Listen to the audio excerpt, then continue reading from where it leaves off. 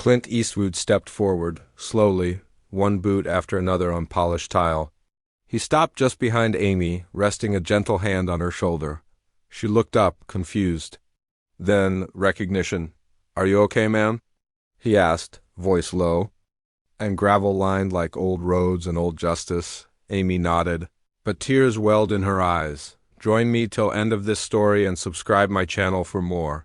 It was supposed to be a good day. Amy, a young woman with Down syndrome, had spent the entire morning preparing to visit the bank by herself for the first time. She had memorized her account number, practiced what to say, even dressed up in her favorite yellow sweater, the one with the small embroidered daisy her mom had sewn on the sleeve. She felt ready, independent, brave, but the moment she stepped through the double-glass doors of the downtown San Miguel Bank, that confidence began to shrink. She waited in line quietly, holding her ID and a small envelope with her deposit. Her hands trembled slightly, but she smiled politely at the teller when her turn came. "I'd like to deposit this." "Please," she said, softly but clearly. The teller, a woman named Carla, barely looked at her. She glanced at Amy's face, then down at her ID, and then without any attempt to hide her attitude sighed. "Do you even know what you're doing?" A few snickers came from the cubicles behind the counter. Another teller leaned over and whispered, not quietly enough, "Did someone send her as a joke?" Someone else muttered, "This is going to take all day." Amy's smile faltered, her cheeks flushed, but she stood there, trying not to cry. She offered her envelope again. "I just want to put it in my savings," she said. Carla rolled her eyes and took the envelope, but instead of helping, she waved it in the air like it was a joke. "We don't have all day, sweetie. Did your mommy tell you what to do?" That line cracked something in the air. A man standing in line looked up from his phone. A woman at the loan desk turned to see what the commotion was. Even the bank manager peeked his head out of his office but said nothing. Amy took a small step back. She didn't understand why everyone was laughing. She didn't understand what she did wrong. She just wanted to do one thing on her own. And right when she felt like she couldn't take another breath without bursting into tears, the doors opened and a familiar figure stepped inside, tall, calm, silent. The room went still because even before he said a word, they knew who he was. Clint Eastwood. The doors hadn't made a sound when they opened, but somehow everyone heard them. The soft footsteps that followed weren't hurried. They were slow, purposeful, the kind that made you look up without knowing why. Clint Eastwood stood just inside the entrance of the San Miguel Bank, silhouetted by the early afternoon sun, a plain brown leather jacket, dark jeans. No entourage, no noise, just presence. A stillness that seemed to drag the air down into his boots. The chatter behind the counter died instantly. One of the young tellers who had been whispering about Amy dropped his pen. Carla, the one still holding Amy's envelope, went stiff, as if her spine remembered something her mouth had forgotten. Decency. Clint didn't say a word. He just stood there, eyes slowly scanning the room. But his gaze wasn't casual, it wasn't polite. It was the kind of look that knows exactly what happened before anyone explains it. Amy didn't even see him at first. She was too focused on not crying, too focused on trying to disappear, but he saw her, the girl standing alone, embarrassed, crushed, her envelope half crumpled in the teller's hand. And the others frozen in that awkward posture of people who knew they were about to be held accountable. Clint stepped forward, slowly, one boot after another on polished tile. He stopped just behind Amy, resting a gentle hand on her shoulder. She looked up, confused. Then, recognition. "Are you okay, ma'am?" he asked, voice low and gravel-lined like old roads and old justice. Amy nodded, but tears welled in her eyes. Carla tried to smile. Too late. "Oh, Mr. Eastwood, we were just helping her with something." "A little confusion, that's all." Clint's expression didn't change. He didn't raise his voice, he didn't make a scene, but his words dropped into the silence like a hammer. "Looks like you were humiliating someone who came here with more dignity than this whole building." "No one moved? And you laughed at her?" he continued, eyes still on Carla. "That's what you call customer service." The bank manager stepped out from his office now, pale and sweating. "Mr. Eastwood, I'm sure there's been a misunderstanding." If we could, no misunderstanding, Clint cut in. His voice wasn't angry, it was disappointed. And somehow, that was worse, He turned slightly toward Amy again and asked, mind if I stand with you while you finish? Her lip trembled, but she nodded, and just like that. Clint Eastwood wasn't just a movie star, he was a witness, and that changed everything. Amy stood straighter now. It was a small shift, maybe just an inch. But when you've spent a lifetime being underestimated, even an inch feels like a mountain. And standing beside her, Clint Eastwood wasn't smiling for cameras or quoting movie lines. He was simply there, calm, strong, steady. Carla, the teller, cleared her throat nervously and looked down at the envelope she had mocked moments earlier. Her fingers trembled as she typed into the computer.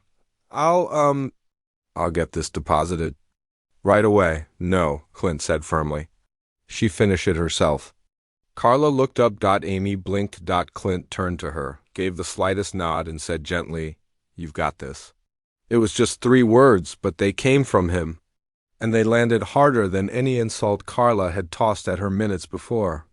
Amy reached out, still shaking a little, and passed over her ID again.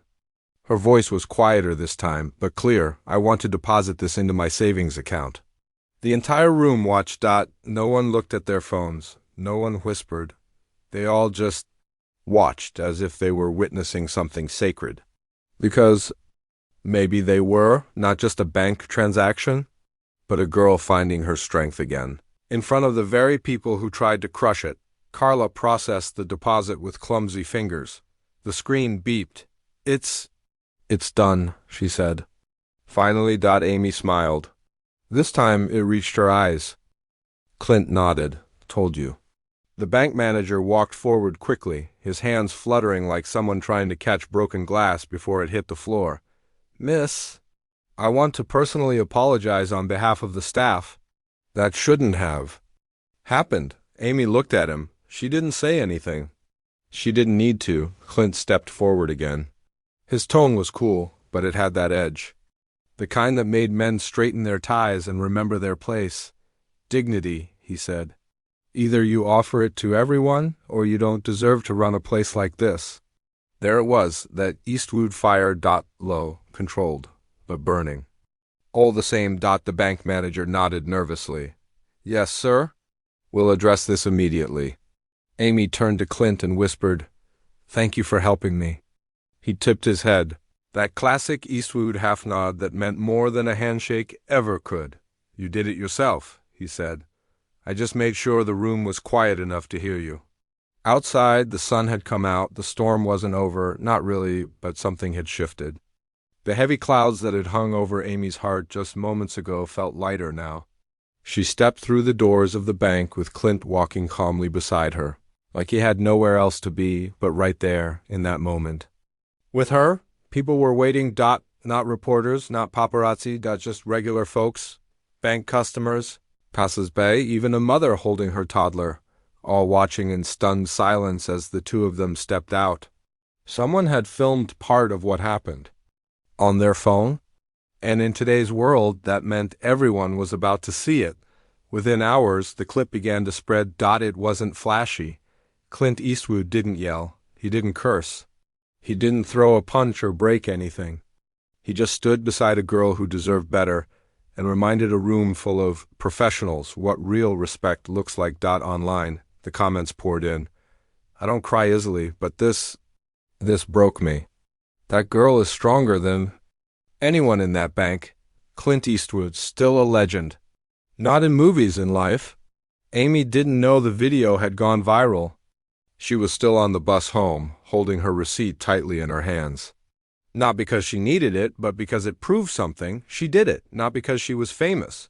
Not because someone pulled strings for her, but because someone really saw her, and believed she deserved to be treated like anyone else. The next day, the bank issued a public apology. Carla was suspended. The manager issued mandatory sensitivity training for all staff. And Amy? She received a personal letter from the regional director. And something even more meaningful, a quiet visit from a woman who'd seen the video and came to say, Thank you. My daughter has Down syndrome, too. And because of you, she believes She can walk into any bank in the world, and as for Clint, he disappeared the same way he arrived. No press, no speeches. Just the sound of his boots fading into the distance, but his presence didn't leave, because what he did wasn't about being a star. It was about being a man in a world that sometimes forgets how. A week after the incident at the bank, Amy sat nervously in a folding chair backstage at the San Miguel Community Hall. The small venue was filled to capacity. Neighbors, teachers, business owners, and families had come not for entertainment, but for something real. Amy was the keynote speaker, not because she had a big title, not because she had experience, but because people had seen that moment, the one where she stood tall in front of the very people who tried to shrink her, and they saw courage she had practiced for days. Her mom helped with the words, but the voice was all Amy's, pure, honest, and filled with something no degree or title could ever teach. Heart. The host took the mic. Please welcome someone who reminded us all what quiet strength looks like. Amy Daniels. Applause thundered across the room as Amy stepped onto the stage. She clutched her small note card but didn't need to look at it much. Her voice trembled at first, but it grew with every word. Last week, I went to the bank to do something on my own. They didn't think I could do it. They laughed. They were mean. I almost walked away. She paused. But then, someone stood next to me. He didn't yell. He didn't fight. He just believed I deserved to be there. She looked out across the audience, many of whom had tears in their eyes. That moment made me feel strong. But I want every person who's different, like me, to know you don't need a movie star to stand up for you. You already matter. The audience stood to their feet, clapping louder than any bank vault could ever slam shut, sitting quietly in the back row. Dressed in a simple shirt and jeans was Clint Eastwood. He didn't come to be honored. He hadn't told anyone he'd show up, but he came. Because that's what real heroes do. They support in silence. Not for credit, but because it's right. Amy saw him. She smiled through her tears. And to the man who stood by me when I felt small, thank you. I hope. You know what you did changed more than my day? It changed my life. Clint nodded, quietly tipping his hat. No words were needed, because when respect is earned, not demanded. It echoes. Months passed, but the story never faded. In schools across town, teachers used Amy's story as a lesson in strength and empathy. Local businesses invited her to speak to staff about respect and inclusion. What started as humiliation at a bank had turned into a movement of dignity, driven by one young woman's bravery. And one old cowboy's silent stand. Amy wasn't just the girl from the video anymore. She became an advocate, not just for people with disabilities, but for anyone who'd ever been made to feel small. She helped launch a citywide initiative that ensured public-facing workers were trained in inclusive behavior. Banks, stores, and government offices signed pledges. Change didn't happen overnight, but it happened because someone finally had the courage to say, enough. And as for Clint Eastwood, he never gave interviews about it. No social media posts. No red carpets. Just one quiet act that lit a fire bigger than any movie screen could ever hold. Some said it was like a scene from one of his old westerns. A stranger walking into a broken town, setting things right and vanishing before the dust settled. But this wasn't fiction. It was real. And that's what made it unforgettable. In a rare moment months later, when a journalist caught up with Clint and asked about the moment, he said only this: didn't do anything special.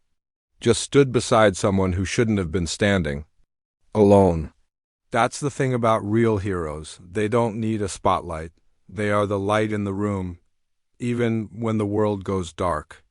And in a time where shouting gets attention, and silence is often mistaken for indifference, Clint Eastwood proved once again that the strongest voices sometimes speak the softest words, and sometimes they don't need to speak at all.